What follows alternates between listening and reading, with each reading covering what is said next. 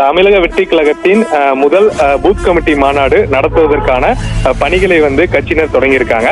கடந்த 2 தினங்களுக்கு முன்பு கட்சியின் பொதுச் செயலாளரான புஷி ஆனந்த் கோவையில் நடைபெற இருக்கக்கூடிய அந்த பூத் கமிட்டிக்கான இடம் தேர்வு மற்றும் நிர்வாகிகளுடன் ஆலோசனை கூட்டத்தில் ஈடுபட்டிருக்கிறார்.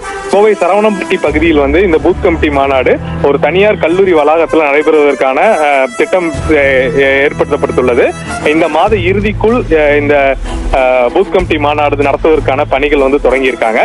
ஏற்கனவே அண்மையில் கடந்த மாதம் 27ஆம் தேதி நடைபெற்ற பொதுக்குழுவில் அவங்க கூறியிருந்தாங்க 68,000 பூத் கமிட்டிகள் 50,000க்கும் மேற்பட்ட பூத் கமிட்டிகளுக்கு நிர்வாகிகள் தொண்டர்கள் நியமிக்கப்பட்டிருக்காங்க. அந்த பணிகள் மிக வேகமாக நடைபெற்று வருகிறது.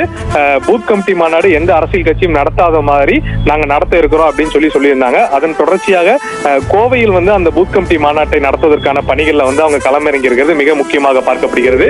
சென்னை விழுப்புரத்தை தொடர்ந்து கோவையில் நடத்த இருப்பது மிக முக்கியமாக பார்க்கப்படுகிறது.